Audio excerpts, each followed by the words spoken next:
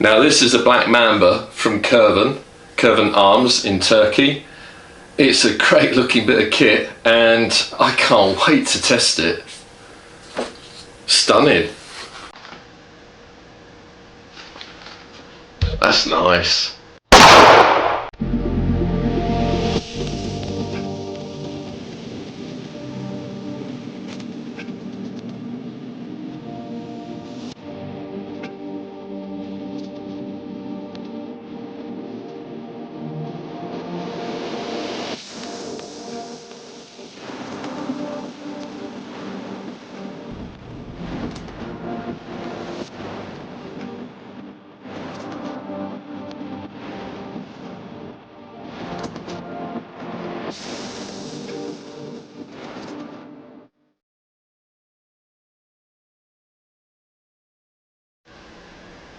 Hello and welcome to the Gun Locker. I'm Mark and in front of me is the Kervan Arms Airboss Lord C5, otherwise known as the Black Mamba. It's also known under the term KR1. So there are a few names going on with this rifle, but I think that's down to the fact that Kervan is relatively new to the airgun scene. So I think they're just trying to basically bed themselves in with their marketing, and I'm fairly certain that that may change as we go along. But the format of the rifle, well, what can I say? It's interesting. Really excited to have this in front of me, and I just wanted to give a massive shout out to the guys at Guns R Us in Sheffield for being so kind as to lend it to me to review. And I've got a few others I'll be doing in not too distant as well. What can I say? Well, yeah, it's a nice looking bit of kit. It really is.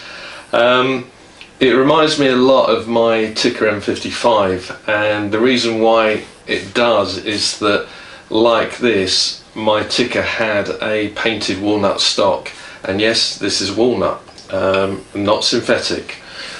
Now, let me tell you a little bit about Kervan. So Kervan basically came about in 1993, but they didn't actually start making PCPs until 2016. So they really are new to the industry. I've had a look at their website, and I always like to have a look at the About Me page, and they make it quite clear on that site that they're willing to listen to their customers and eliminate any problems, you know, in production that there might be with these rifles, and that's refreshing to hear, because there's a lot of people that, you know, you try and get in touch and they're just a closed shop. So I'm really quite excited about this rifle. And with regards to Kervan, they're based in Konya. And Konya seems to be the area where most Turkish rifles are produced. It also seems to be the home of the shotgun scene as well. There are similarities amongst, you know, what you'll see here. You'll probably think that's very similar to something like a Kral.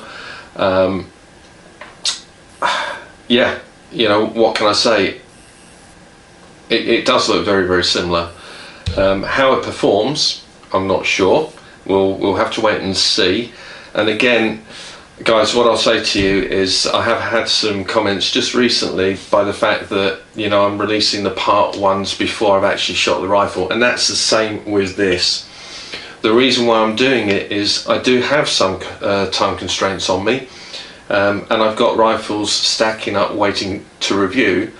Now, ordinarily I would shoot and review, but the problem is we've had this downfall of snow, and I'm still waiting for it to thaw. Now, we've had a good sunny day so far, and a lot of that snow's melted, so I'm hoping within the next few days that I'll be able to get out and, you know, properly test this. Initially, however, part one is all about design and build, so it's what you see in front of you and how it's put together. So for the most part, it's done inside. Now, what can I say? Well, look, so I've already mentioned that this is known under several names, and there are 16 variants of this version of the Airboss. I've got another one called the Airboss Lord, which is a cylinder version, and that's going to be up for review next. And it doesn't have the split synthetic wood stock, so yeah, that's quite a pretty gun as well.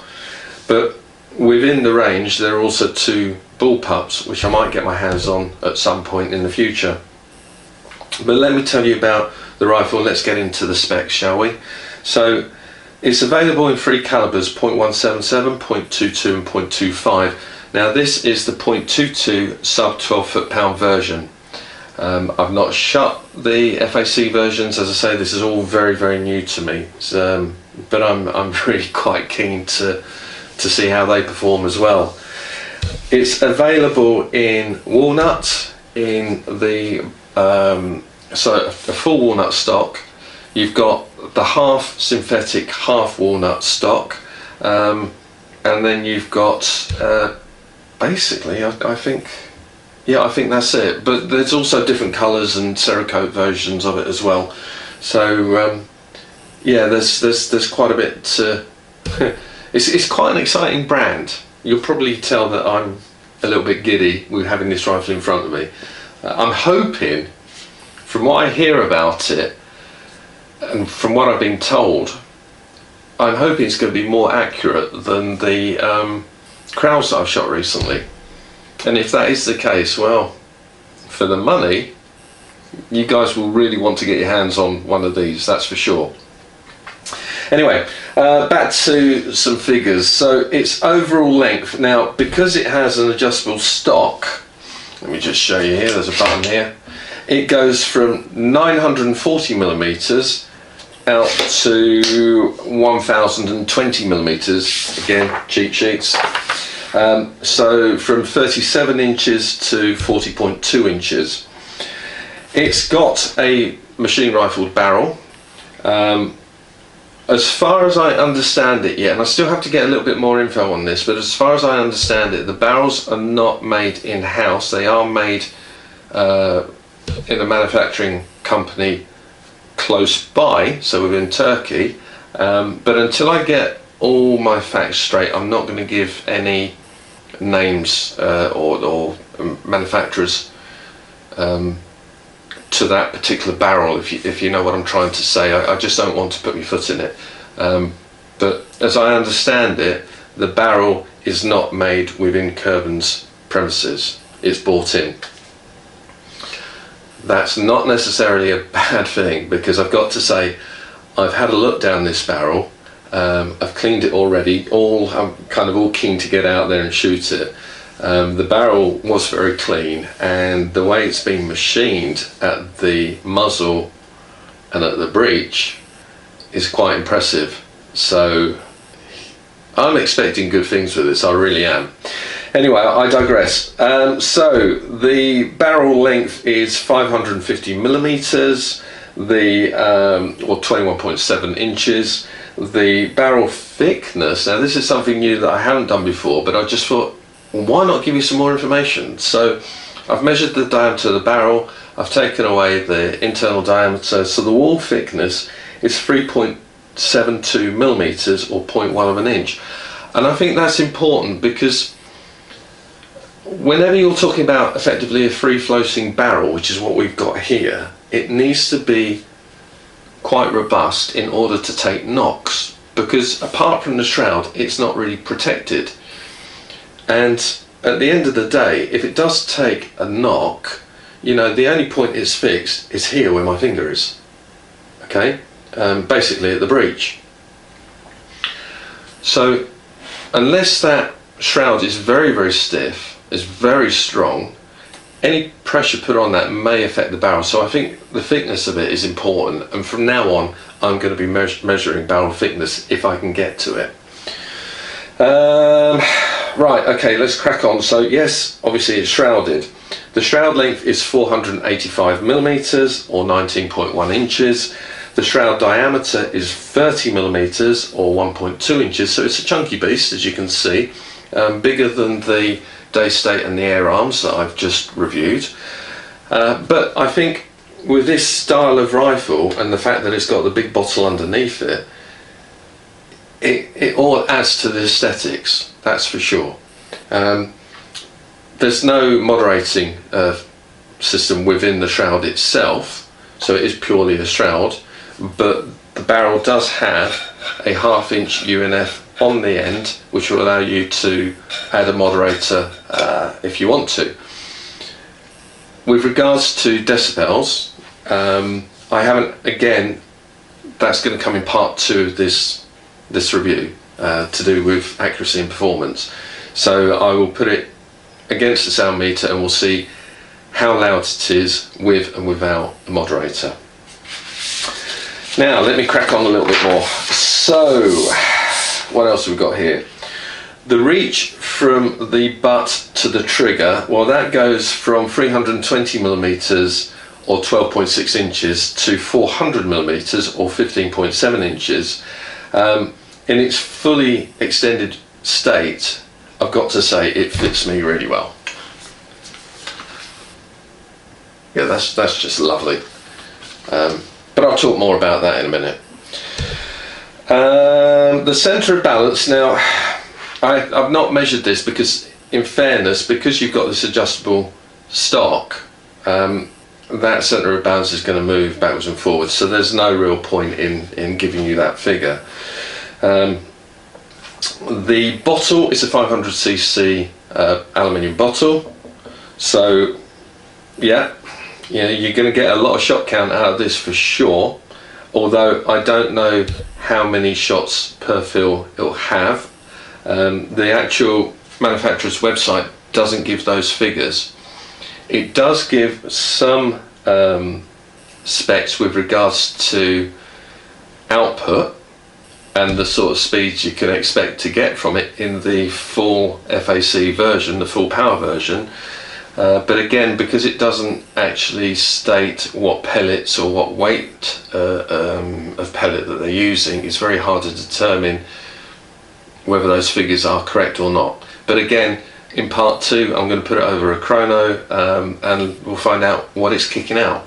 You know, that's real world figures, so yeah, we'll do that in a little bit.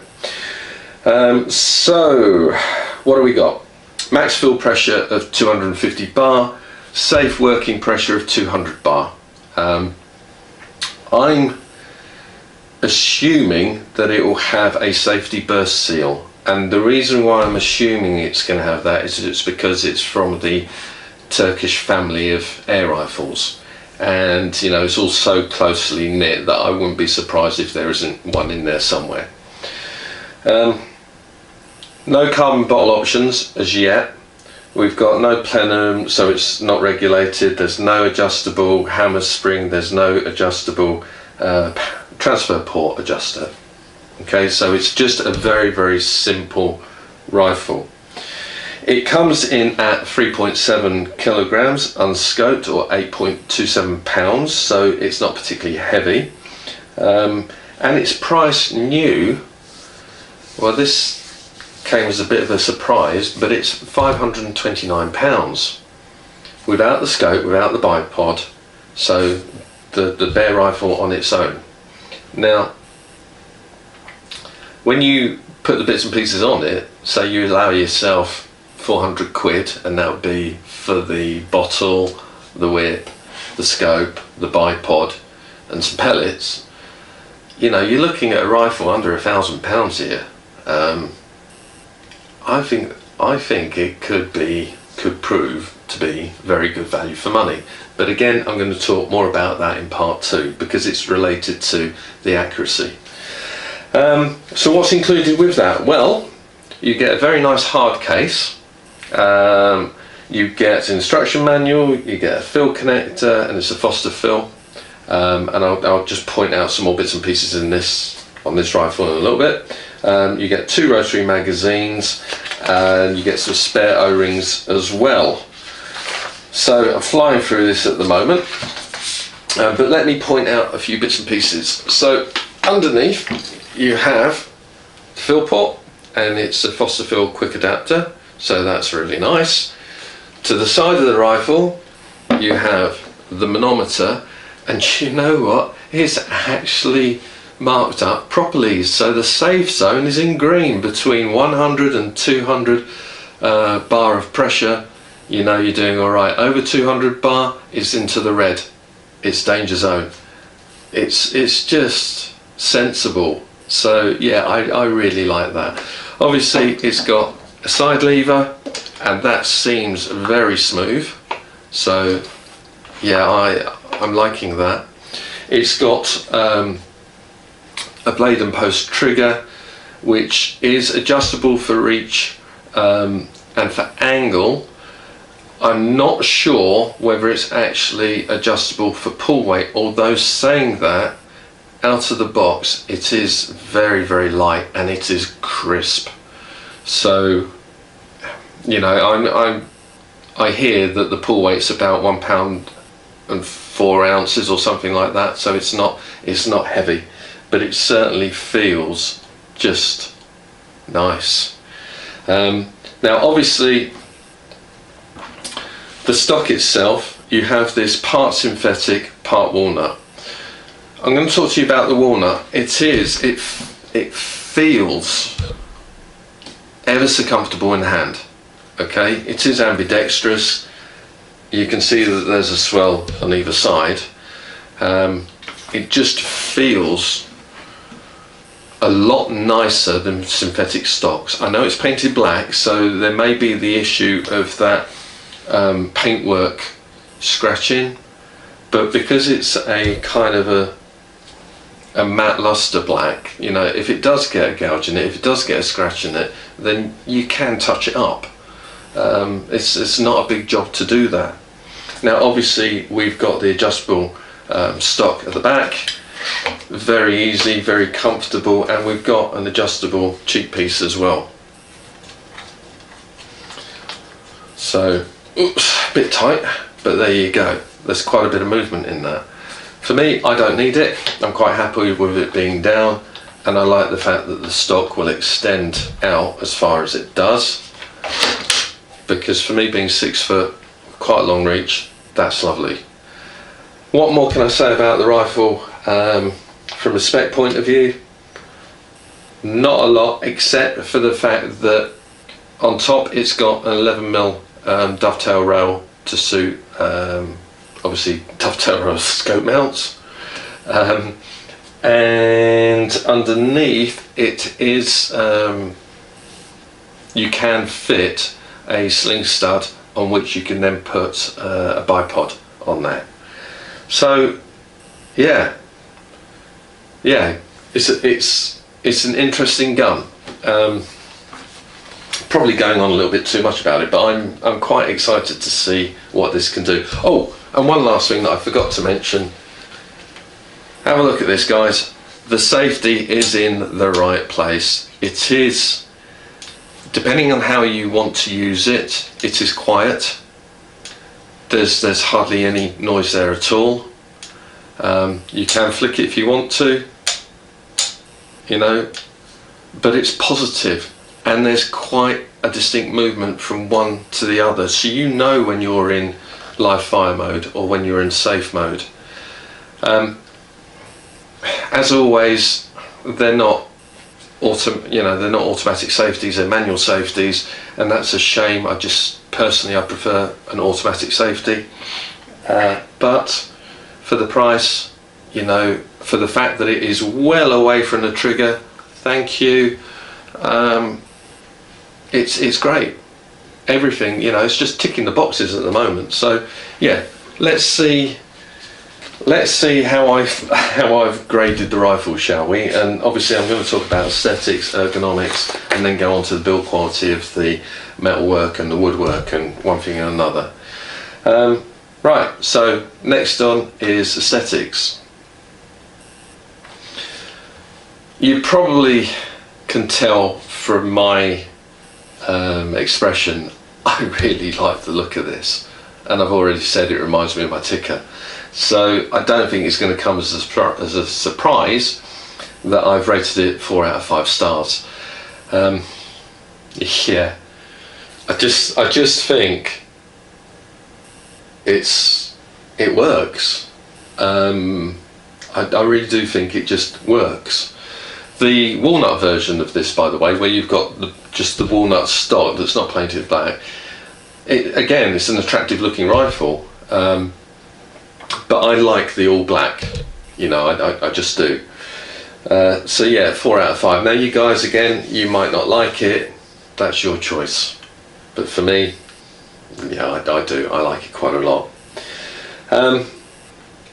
With regards to ergonomics, it's actually scoring quite highly at 3.8 out of 5 stars.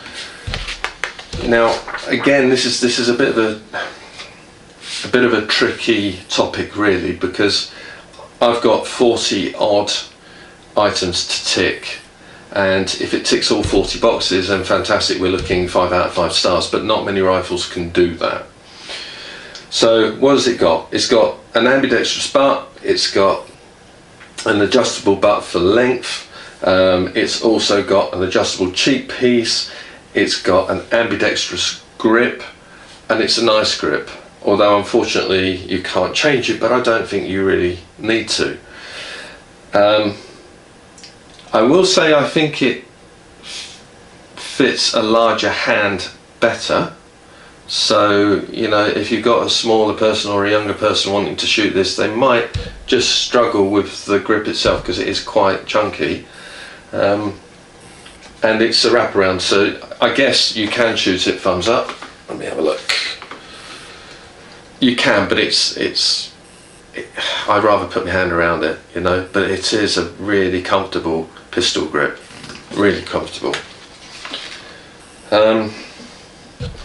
What else can I say? So, yeah, sling studs fitted, integral forend as we know, we've got rails fitted to the forend, well you can, yes. It's available in alternate colours, so you've got your natural woods, your blacks, your Cerakotes, and then with regards to the metalwork, again, that's available in alternate colours. You've got an easy reach cocking lever, which I've already mentioned. You've got a 2-stage adjustable trigger, I believe, but I think you have to take it out of the stock to be able to adjust that. You've got post and blade triggers, we know, match style trigger, and you've got a side mounted manometer which is nicely marked up with green being the safe zone between 100 and 200 bar. Excellent. What else can I say? Yeah, with regards to the top rail, 11mm dovetail, so I've gone over all of that. Now,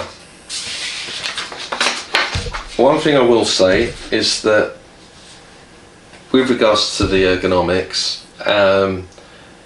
the rifle, being as adjustable as it is, for me it fits me like a glove, and because of that reason, for the fit element, I've given it 5 out of 5 stars. This could be very different for you guys, you know, so again, it is that section there of fit is a very personal opinion, as is aesthetics. And because I've given it 5 out of 5 stars, then that obviously has an effect on the other parts with regards to the woodwork and the metalwork. But yeah, with an overall score of, what did I say, 3.8 out of 5 stars, it's performing well. It really is. So if I look at the action and chassis, the air system and the barrel, and clump them all together, being that's the metalwork part of the rifle, I've scored all of them 4 out of 5 stars, purely because everything that I can see here is put together well. You know, it just is. It's finished nicely, it's clean, it's strong, it's robust. Unless there's some internal problems within the chassis itself, I can't see much that I can complain about. So yeah, 4 out of 5 stars. Is there anything else I could possibly mention about that? No, I don't think so. It just seems well put together. The safety, let me just turn this rifle around. The safety, I've already said, is in a great place. Okay, I like the fact that it's up there, and it seems to perform very well. It just does. It's not automatic though, and that's one thing in my mind that's always going to let a rifle down. So, and I'm being biased here obviously because I know there's a lot of guys out there that don't like automatic safeties. You're going to have to make your own judgment on it. But because it's not an automatic safety, but because it's positioned in the right place in my mind, and the action of the lever is very good, I've given it a score of 3.5 out of 5 stars. If it was an auto safety, you know, you'd probably be looking at 4.5 stars. There's not really much to fall out with. Now, the stock. So the stock, I've already said it's split. You've got the synthetic part and you've got the walnut. The walnut is very nicely shaped. It's thick. It's not, you know, it doesn't feel as if it's going to mark that easy. Yes, it's painted black, and there are some elements where if you look within the filler port zone, you know, they could have sprayed that up a little bit more. But that's not to say that, you know, if you really wanted to, you could do that yourselves. There are no rough edges on it. It's really nicely shaped. Even the stippling on the pistol grip, it just feels nice. And yes, the synthetic part of the butt, it's a little bit, there's a bit of play in the movement there. I think that's common with these, but when it's in the shoulder it feels solid, and I guess that's all that really matters. So with regards to the stock, I've given it 4 out of 5 stars. Now that brings me on to sundry items, and for me sundry items are things like the case, the rotary magazines, you know, the filler port there, or the coupler. And by the way, I said it was a Foster coupler. It's actually not. It's very similar, but a Foster coupler has a square kind of lug, whereas this one has got almost like an OG shape to it, so it's a slightly different coupler than a Foster fit, or yeah, a Foster fit coupler, but they're a similar principle. So what can I say about build quality? Well, these bits and pieces all look pretty good. I've got experience with these couplers on other Turkish rifles, they work well. You've got the rotary magazines that you've got 12 shots for the 2.2, and although it's similar to Turkish made rotary magazines such as you'll find on the Rex MXs and the Krals, it is slightly different. It's deeper. The rail, the locating rail on the back here seems more robust, and it just seems to work quite nicely, and it indexes nicely. When I cock the lever back, there is a magnet on the underside. Now these always feed in from the right hand side. Oops, hang on a second, let me just make sure that I've got this right here. It's always the case, isn't it? What's going on, what's going on? There we go. That was just me that I've not aligned it properly, sorry. It does actually go in quite easy. Phew. There is a blank plate that actually, once you've shot your last shot in the magazine, it prevents the cocking lever from returning. But yeah, it seems okay. I mean, I'm not a great fan of these, don't get me wrong. I prefer other makes on the market, ones that are metal as opposed to plastic, because I do know that these can have a tendency to break. I'm not sure with this particular model. I do know with the ones that I've tried on the Ergonomics and the Krals, the faceplates have fractured where there's a metal pin that comes out through or protrudes past the clear plastic faceplate. This doesn't seem to have that, so you know, maybe they've got rid of an issue. But it's nice that that magnet's there because it helps to locate. So because I haven't experienced any issues with that, I can't knock it. You've also got a very nice instruction manual here. It's well put together. You have colour pictures in there. Oops. Instructions on how to use the rotary magazines, stocks, bottle setup. Yeah, I think for the most part it's alright. One thing that I did come across, by the way, when I was looking at the box, there is a small test sheet here. So they've obviously run it over the chrono and they've had 5 shots. It goes, I'll give you the readings actually. It's 602 feet per second, 599, 597, 595 and 596. So those 5 shots there are all pretty close. They're all within 7 feet per second. Interesting. Obviously I'm going to put it over the chrono so I'll see how it actually performs. But there's one last item which I would like to talk about, and what I'm really quite pleased about is this case. Nice hard plastic case, but you know what's really nice about it is that you can actually fit the rifle and a scope in it, so we're not looking at a one-use piece of plastic.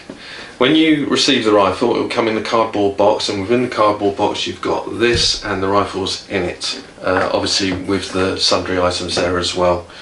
It is a lockable case. There are some holes drilled there and there where my fingers are that allows you to put a small padlock on there if you want to, and yeah, it does the job. It's got some nice foam inside.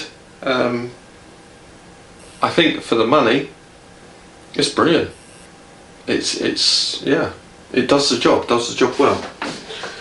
So overall, for sundries, I've given the rifle 4 out of 5 stars because at the moment there's nothing for me to fall out with.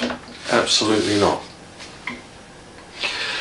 Now that comes to the end of this part 1 design and build review for the Black Mamba.